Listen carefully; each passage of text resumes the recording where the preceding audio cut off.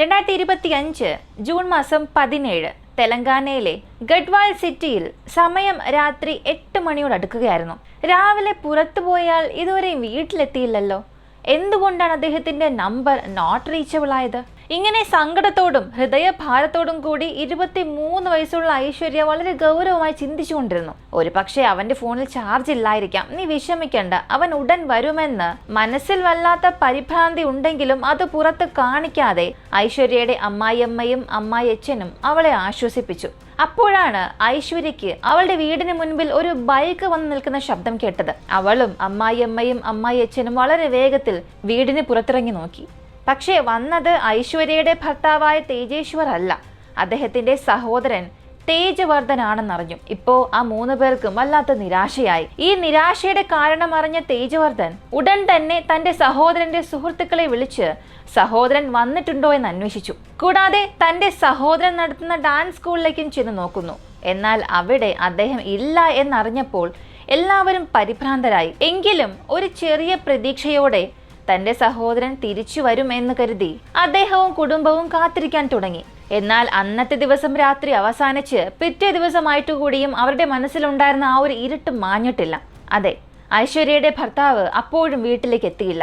ഇപ്പോ എന്തോ ഒന്ന് തെറ്റായി സംഭവിച്ചുവെന്ന് അവർക്ക് തോന്നാൻ തുടങ്ങി. ഉടൻ തന്നെ പോലീസിൽ ചെന്നൊരു പരാതിയും നൽകി. അങ്ങനെ തേജേശ്വർ എവിടെയാണ് പോയത്? അദ്ദേഹത്തിന് എന്ത് സംഭവിച്ചു? ഈ ഒരു കേസ് അടുത്തിടെ തെലങ്കാന മാത്രമല്ല, മുഴുവൻ ദക്ഷിണേന്ത്യയിലും ഒരു വലിയ തരംഗം സൃഷ്ടിച്ചു. കേൾക്കുന്നവർക്ക് ഒരല്പം പോലും അംഗീകരിക്കാനേ കഴിയാത്തൊരു വ്യത്യസ്തമായ കേസിനെ കുറിച്ചാണ് നമ്മൾ ഇന്ന് അറിയാൻ പോകുന്നത്.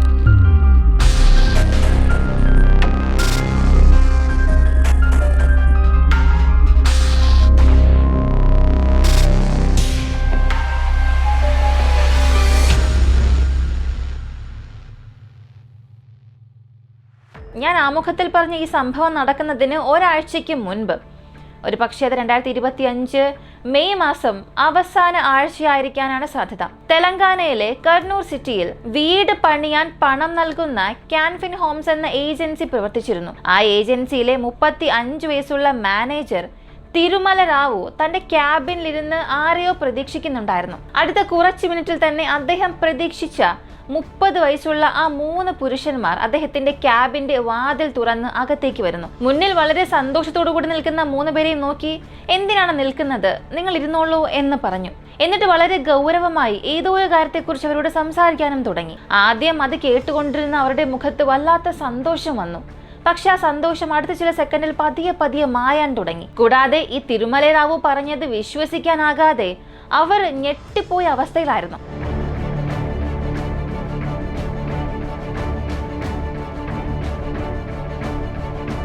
ഞാൻ ഈ പറഞ്ഞ സംഭവം നിങ്ങൾ അങ്ങനെ ഓർത്തു വച്ചിരിക്കുക.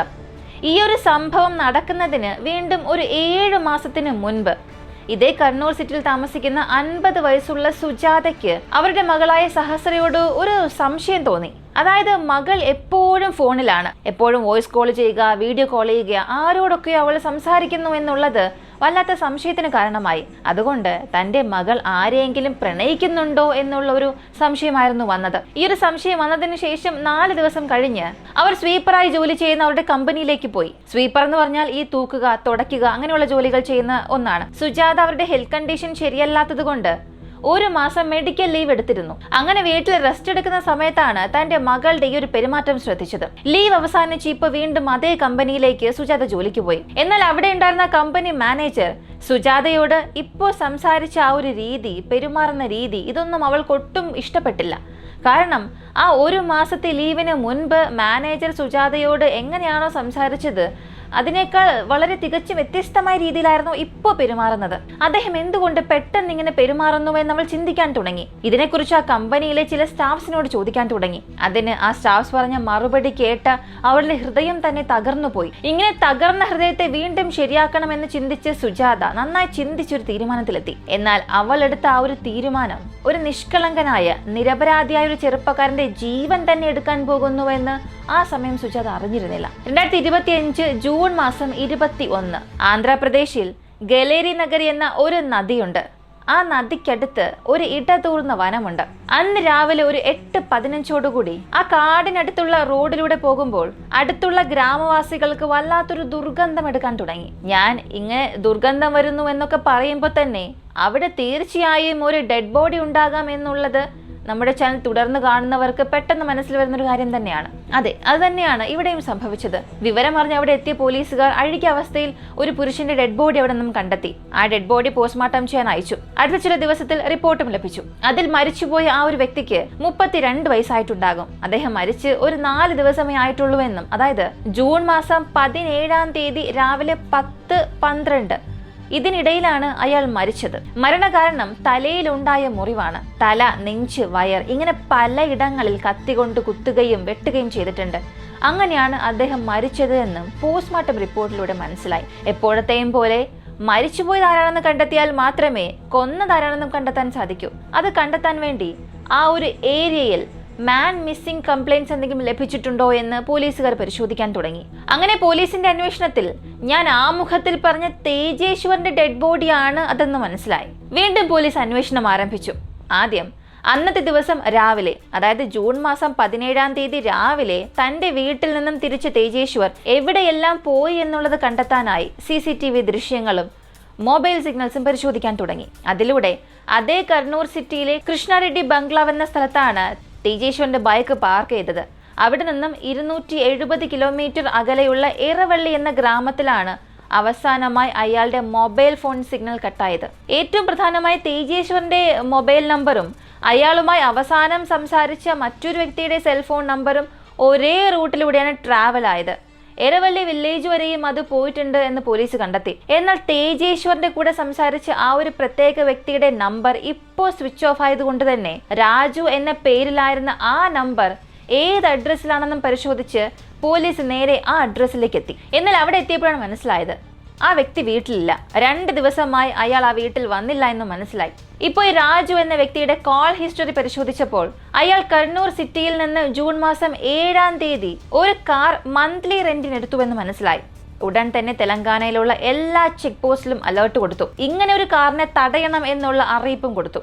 അങ്ങനെ പോലീസ് പ്രതീക്ഷിച്ചതുപോലെ തന്നെ ജൂൺ മാസം 24-ാം തീയതി പുല്ലൂർ എന്ന ഗ്രാമത്തിലുള്ള ഒരു ചെക്ക് പോസ്റ്റിൽ വെച്ച് ഈ ഒരു കാറിനെ പോലീസ് പിടികൂടി.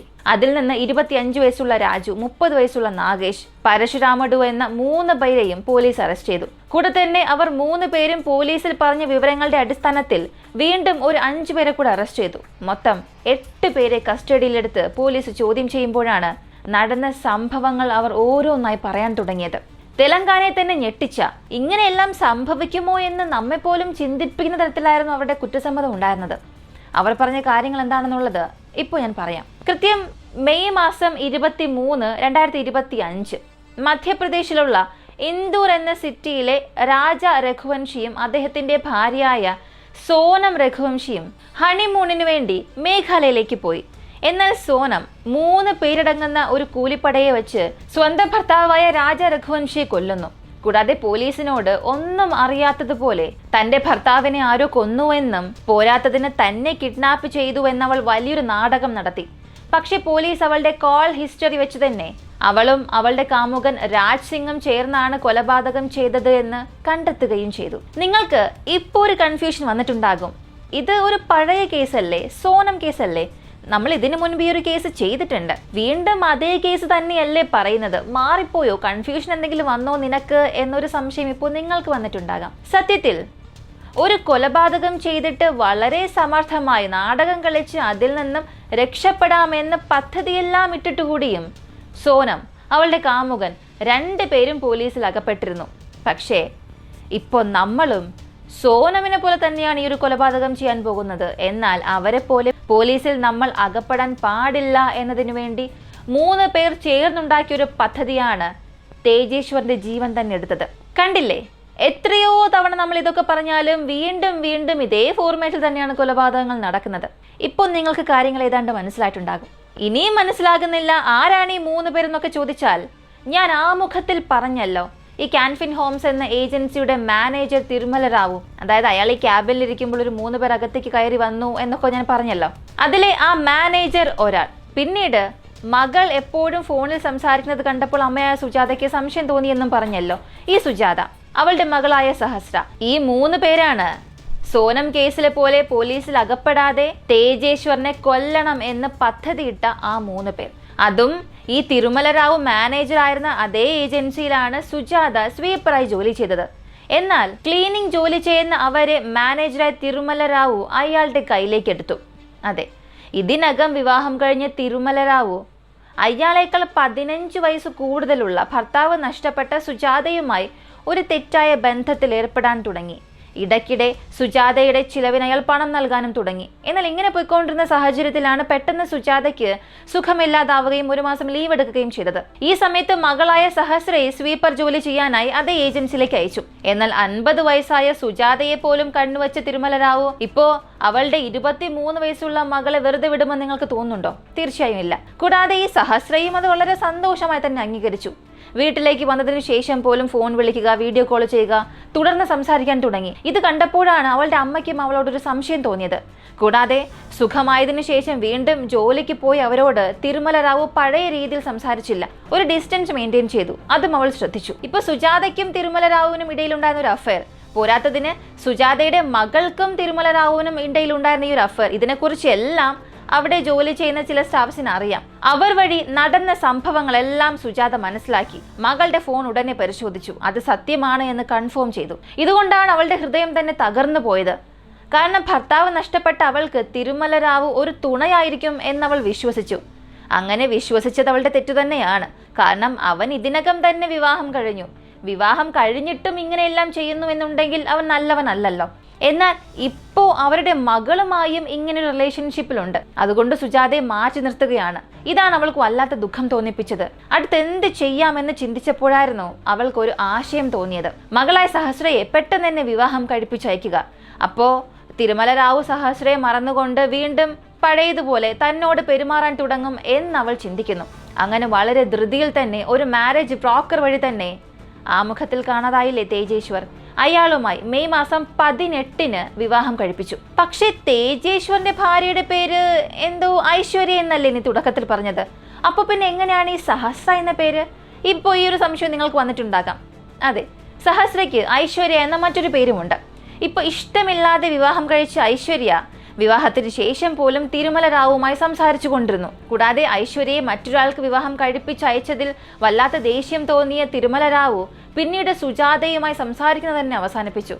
ഇത് സഹിക്കാൻ കഴിയാത്ത സുജാത അതിന്റെ കാരണം അയാളോട് തന്നെ ചോദിക്കുമ്പോഴാണ്, ഐശ്വര്യ ഇല്ലാതെ എന്നെ കൊണ്ട് ജീവിക്കാൻ കഴിയില്ല, എനിക്ക് ഐശ്വര്യ വേണം, എനിക്ക് ഐശ്വര്യ കിട്ടിയാൽ മാത്രമേ ഞാൻ നിന്നോട് പഴയ രീതിയിൽ സംസാരിക്കുകയുള്ളൂ എന്നും അയാൾ പറയാൻ തുടങ്ങി. എന്നാൽ ഇത് കേട്ട സുജാത, ഐശ്വര്യയ്ക്ക് വിവാഹം കഴിഞ്ഞല്ലോ, പിന്നെ എങ്ങനെ ഇത് സാധിക്കും? നിങ്ങളുടെ ബന്ധം എന്നെ കൊണ്ട് വീണ്ടും ശരിയാക്കാൻ എന്നെ കൊണ്ട് എങ്ങനെ കഴിയുമെന്ന് അവൾ ചോദിച്ചു. അതിനയാൾ പറഞ്ഞത്, വിവാഹം കഴിഞ്ഞെങ്കിൽ എന്താ, ഐശ്വര്യയുടെ ഭർത്താവിനെ നമുക്ക് അങ്ങ് തീർത്ത് കളയാം. അപ്പൊ പിന്നെ അവൾ വീണ്ടും നിന്റെ കൂടെ തന്നെയല്ലേ വന്ന് താമസിക്കൂ. സത്യത്തിൽ ഇവിടെ എനിക്ക് മനസ്സിലാകുന്നേ ഇല്ല. വളരെ എളുപ്പത്തിൽ നടന്ന കാര്യങ്ങളെല്ലാം സംഭവിച്ചിട്ട് ഓരോരുത്തർ അവരുടെ വഴിക്ക് പോവുക, അല്ലെങ്കിൽ ഒരു വിവാഹമോചനം നേടാം. ഇതല്ലേ വളരെ എളുപ്പമുള്ളൊരു കാര്യം. എന്തിനാണ് ഈ ചിന്തകളെല്ലാം കൊലപാതകം ചെയ്യണമെന്ന രീതിയിലേക്ക് തന്നെ പോകുന്നത്? അതാണ് മനസ്സിലാകാത്തത്. ശരി, തുടക്കത്തിൽ ഈ കാര്യം കേട്ടപ്പോൾ സുജാത ഒരല്പം ഞെട്ടി. എന്നാൽ പിന്നീട് ആ ഡീലിംഗ് എനിക്ക് ഇഷ്ടപ്പെട്ടു എന്ന രീതിയിൽ, താൻ ഇഷ്ടപ്പെട്ട ജീവൻ തനിക്ക് ലഭിക്കുമല്ലോ എന്നുള്ളൊരു സന്തോഷത്തിൽ അവൾ ആ ഡീലിൽ അങ്ങ് ഓക്കെ പറഞ്ഞു. ഇപ്പൊ ഐശ്വര്യയ്ക്ക് അവളുടെ ഭർത്താവിനെ കൊല്ലണമെന്നുള്ള പദ്ധതി കേട്ടപ്പോൾ വലിയ ഞെട്ടലൊന്നും തോന്നിയില്ല. പക്ഷേ തിരുമല റാവുവിനും തൻ്റെ അമ്മയ്ക്കും ഇടയിൽ ഇതിനു മുൻപ് തന്നെ ഒരു ബന്ധമുണ്ടായിരുന്നു എന്നുള്ള കാര്യം അപ്പോഴാണ് അവൾക്ക് മനസ്സിലായത്. അതായിരുന്നു അവളെ വല്ലാതെ ഞെട്ടിപ്പിച്ചത്. എങ്കിൽ പോലും അവളും അത് വലിയ കാര്യമാക്കി എടുത്തില്ല. അവൾ ആഗ്രഹിച്ച ജീവിതം അവൾക്ക് ലഭിക്കുമെന്നുള്ളത് കൊണ്ട് ഈ 3 പേരും ഒരുമിച്ച് ചേർന്നുള്ള ആ ഒരു പദ്ധതിക്ക് അവളും സമ്മതം അറിയിച്ചു. എനിക്കൊരു കുടുംബത്തെക്കുറിച്ച് മനസ്സിലാകുന്നേ ഇല്ല. എത്ര വലിയ നാണം കെട്ട കുടുംബമാണെന്ന് നിങ്ങൾ തന്നെ ചിന്തിച്ചു നോക്കുക. ഇങ്ങനെ തേജേശ്വറിനെ എങ്ങനെ കൊല്ലാമെന്ന് തിരുമല റാവു ചിന്തിക്കുമ്പോഴാണ് നമ്മൾ മാത്രമല്ല ഇതുപോലെ വീണ്ടും പലരും ചിന്തിച്ചിട്ടുണ്ട്, ചെയ്തിട്ടുണ്ട് എന്ന രീതിയിൽ രാജാ രഘുവംശി അയാളുടെ ഭാര്യ കൊന്ന ആ ഒരു ന്യൂസ് അവർ TV-യിൽ കാണുന്നത്. അതേപോലൊരു പദ്ധതി ഇവരും തയ്യാറാക്കി. അതായത് ഗുണ്ടകളുടെ സഹായത്തോടു കൂടി തേജേശ്വറിനെ കൊന്നിട്ട് ഐശ്വര്യയെ നോർത്ത് ഇന്ത്യൻ സൈഡിലേക്ക് അയക്കാം. എന്നിട്ട് അവളെ ആരെങ്കിലും തട്ടിക്കൊണ്ടുപോയി എന്ന രീതിയിൽ ഒരു നാടകം കളിക്കാമെന്നും തീരുമാനിച്ചു. ഈ സോനം കേസിൽ എങ്ങനെയാണോ സോനത്തിന്റെ ഈ കാമുകനായ രാജ് സിംഗ് ചുറ്റുപാട് നടക്കുന്ന കാര്യങ്ങളെല്ലാം നിരീക്ഷിച്ച് കാര്യങ്ങളെല്ലാം കണ്ടറിഞ്ഞ് ചെയ്തത്, അതുപോലെ തിരുമല റാവു കുറച്ച് ദിവസം അവിടെ താമസിച്ച് പോലീസിന്റെ മൂവ്മെന്റ്സ് എല്ലാം മനസ്സിലാക്കി പിന്നീട് സുജാതയെയും കൊണ്ട് നോർത്ത് ഇന്ത്യൻ സൈഡിലേക്ക് പോകാമെന്ന് തീരുമാനിച്ചു. അപ്പോഴാണ് ഗുണ്ടകളായി ആരെ തിരഞ്ഞെടുക്കാം എന്ന് ചിന്തിച്ചു.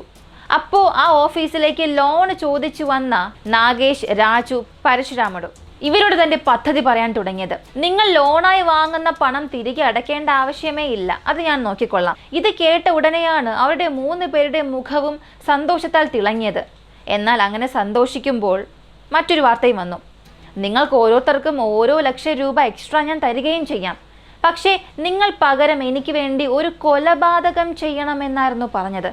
തുടക്കത്തിൽ ഇത് കേട്ടപ്പോൾ അവർ വല്ലാതെ ഞെട്ടിപ്പോയി. എന്നാൽ പിന്നീട് ഒരുപാട് പണം ലഭിക്കുമല്ലോ എന്ന ആഗ്രഹത്തിൽ ആ ഒരു പദ്ധതിക്ക് ഓക്കെ പറഞ്ഞു. ഇനി ആദ്യം ഈ തേജേശ്വർ എന്ന്, എപ്പോ, എവിടെ ഉണ്ടാകുമെന്നുള്ള വിവരങ്ങളെല്ലാം മനസ്സിലാക്കാനായി ഒരു GPS ഡിവൈസ് വാങ്ങി തിരുമല റാവു അത് ഐശ്വര്യയുടെ കയ്യിൽ കൊടുത്തു. അവളും ആർക്കും അറിയാതെ ആ ഒരു ഡിവൈസ് തേജേശ്വറിന്റെ ബൈക്കിൽ ഫിക്സ് ചെയ്തു. ഇപ്പോൾ ഒരു കാർ വാടകയ്ക്കെടുത്ത ഈ ഒരു ഗുണ്ടകൾ 3 പേരും തേജേശ്വറിനെ തുടർന്ന് ഫോളോ ചെയ്യാൻ തുടങ്ങി. എന്നാൽ അങ്ങനെയാണെങ്കിലും ഈ തേജേശ്വർ പോകുന്ന സ്ഥലം എല്ലാം ആൾക്കൂട്ടം അധികമുള്ള സ്ഥലങ്ങളായിരുന്നു. അതുകൊണ്ട് അവരുടെ പദ്ധതി വളരെ എളുപ്പത്തിൽ എക്സിക്യൂട്ട് ചെയ്യാൻ കഴിയാതെ ഫെയിലായി. ഇങ്ങനെ ഒരുപാട് ദിവസം ശ്രമിച്ചിട്ടും എല്ലാം പരാജയപ്പെട്ടത് കൊണ്ട് അടുത്ത് എന്ത് ചെയ്യാമെന്ന് ചിന്തിക്കാൻ തുടങ്ങി. അപ്പോഴാണ് ആ 3 വിഡ്ഢികൾക്കും ഒരാശയം തോന്നിയത്. അതായത് തേജേശ്വർ അയാളുടെ പാഷന് വേണ്ടി ഒരു ഡാൻസ് സ്കൂൾ നടത്തുകയായിരുന്നു. അദ്ദേഹം പ്രൊഫഷണലായി ഒരു ലാൻഡ് സർവൈവർ ആയിരുന്നു. അയാളുടെ ആ ജോലി ഉപയോഗിച്ച് തന്നെ അയാളെ കൊല്ലാം എന്നവർ തീരുമാനിച്ചു. അങ്ങനെ ഇവരുടെ ലാൻഡ് സർവേ ചെയ്യണം എന്നാവശ്യപ്പെട്ട് തേജേശ്വറിനെ ഫോൺ വിളിച്ച് സംസാരിക്കാൻ തുടങ്ങി. അദ്ദേഹവും അത് വിശ്വസിച്ച് അവരുടെ കൂടെ കാറിൽ കയറിപ്പോയി. ഇപ്പോൾ ഒറ്റപ്പെട്ട ഒരു സ്ഥലം കിട്ടുമോ എന്ന് തിരയാൻ തുടങ്ങി. അങ്ങനെ എരവള്ളി ഗ്രാമത്തിനടുത്ത് കാർ നിർത്തി. കാറിന്റെ ഫ്രണ്ട് സീറ്റിലിരുന്ന തേജേശ്വറിനെ കാറിനുള്ളിൽ ഉണ്ടായിരുന്ന 3 പേരും ചേർന്ന് ആ കാറിനുള്ളിൽ വെച്ച് തന്നെ അരിവാൾ, കത്തി എല്ലാം ഉപയോഗിച്ച് മൂർച്ചയുള്ള വസ്തുക്കൾ ഉപയോഗിച്ച് കുത്താനും വെട്ടാനും എല്ലാം തുടങ്ങി. അദ്ദേഹം രക്തം വാർന്ന് പിടയാൻ തുടങ്ങി.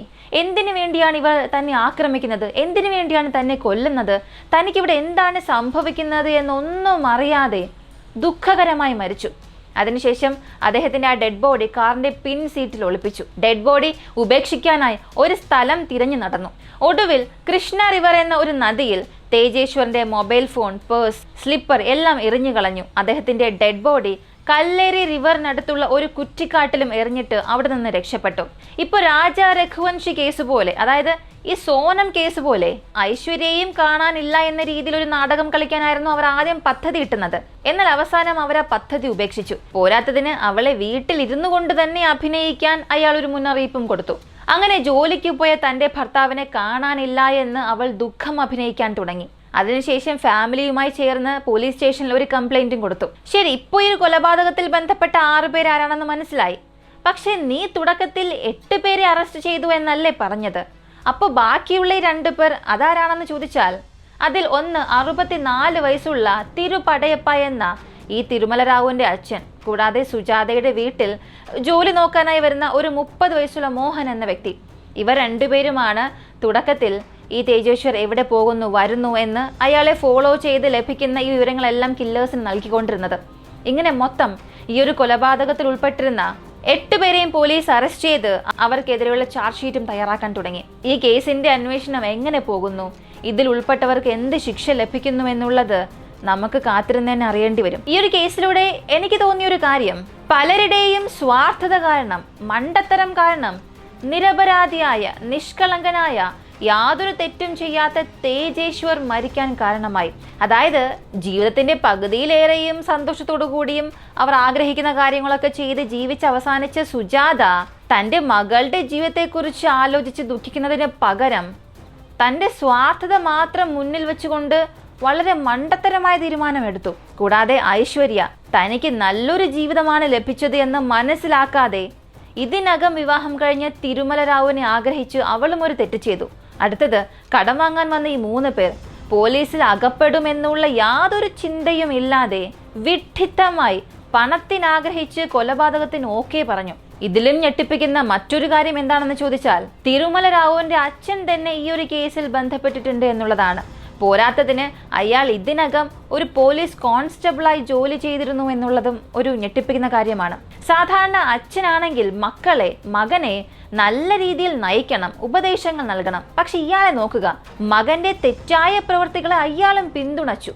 ഇനി തിരുമല റാവുവിന് ഐശ്വര്യ തന്നെ വേണമെന്നുണ്ടെങ്കിൽ അവളെയും കൊണ്ട് മറ്റെവിടെയെങ്കിലും പോയാൽ പോരെ, ഒരുമിച്ച് ജീവിക്കാമായിരുന്നില്ലേ? പകരം ഒരു നിരപരാധിയായ തേജേശ്വറിനെ കൊന്നത് ഒരിക്കലും അംഗീകരിക്കാൻ കഴിയാത്ത കാര്യമാണ്. പലർക്കും ഇത് അംഗീകരിക്കാൻ കഴിയാത്തത് കൊണ്ടാണ് ജനങ്ങളെല്ലാം അവരുടെ ദേഷ്യവും കോപവും വെറുപ്പും എല്ലാം സോഷ്യൽ മീഡിയയിൽ ഇങ്ങനെ കമന്റായി തന്നെ പറയാൻ തുടങ്ങി. കൂടാതെ ഇതിൽ മറ്റൊരു കാര്യം എന്താണെന്ന് ചോദിച്ചാൽ, സുജാതയുടെ സ്വഭാവം നല്ലതല്ല എന്ന് തേജേശ്വറിന്റെ ബന്ധുക്കൾ വിവാഹത്തിന് മുൻപ് തന്നെ അദ്ദേഹത്തിന് ഒരു മുന്നറിയിപ്പ് നൽകിയാണ്. പക്ഷെ അദ്ദേഹം ആ സമയം എന്ത് പറഞ്ഞു എന്നറിയണ്ടേ? ഞാൻ വിവാഹം കഴിക്കാൻ പോകുന്നത് ഐശ്വര്യയാണ്, അതുകൊണ്ട് അവളുടെ അമ്മയുടെ സ്വഭാവം എങ്ങനെയായാലും എനിക്കതിൽ യാതൊരു പ്രശ്നവും ഇല്ല എന്ന് വാശി കാണിച്ചാണ് ഐശ്വര്യ വിവാഹം കഴിച്ചത്. അത്തരമൊരു നല്ല മനസ്സുള്ള മനുഷ്യനെ കൊല്ലാൻ തീരുമാനിച്ചതിന് ഐശ്വര്യ തന്നെ സമ്മതിച്ചു എന്നുള്ളത് കേൾക്കുമ്പോൾ വല്ലാത്തൊരു വേദന തന്നെ തോന്നുകയാണ്. സ്ത്രീകളെല്ലാം ഇങ്ങനെ ചെയ്യുന്നല്ലോ എന്ന് പുരുഷന്മാർ ചിന്തിക്കുമ്പോൾ മറുവശത്ത് സ്ത്രീധന പീഡനം, ആത്മഹത്യ, ഇങ്ങനെ സ്ത്രീകളും ഒരു ഭാഗത്ത് ദുഃഖിക്കുന്നുണ്ട്. ഈ സംഭവിക്കുന്ന കാര്യങ്ങളെല്ലാം നോക്കി നിൽക്കുമ്പോൾ അല്ലെങ്കിൽ കേൾക്കുമ്പോൾ ഇനി വിവാഹമേ വേണ്ട, വിവാഹമേ കഴിക്കാൻ പാടില്ല എന്ന് ഒരു കൂട്ടർ സോഷ്യൽ മീഡിയയിലൂടെ കമന്റ് ചെയ്യുന്നുണ്ട്. എന്തായാലും ഈയിടെ സംഭവിക്കുന്ന കാര്യങ്ങളെല്ലാം കേട്ട് മനസ്സങ്ങ് മരവിച്ചു പോയി, അല്ലാതെ എന്ത് പറയാൻ. ഈ ഒരു കേസിനെ കുറിച്ചുള്ള നിങ്ങളുടെ അഭിപ്രായം എന്താണെന്നുള്ളത് കമന്റിൽ പറയുക. ഇങ്ങനെയുള്ള വളരെ വ്യത്യസ്തമായ വീഡിയോസിനെ കുറിച്ച് അറിയാനായി, ഇൻട്രസ്റ്റിംഗ് ആയ കേസ് ഇൻവെസ്റ്റിഗേഷനെ കുറിച്ച് അറിയണമെന്ന് താല്പര്യമുള്ളവരാണ് നിങ്ങളെങ്കിൽ ഇപ്പോൾ തന്നെ നമ്മുടെ ചാനൽ സബ്സ്ക്രൈബ് ചെയ്യുക. മറ്റൊരു വീഡിയോയുമായി വീണ്ടും കാണാം.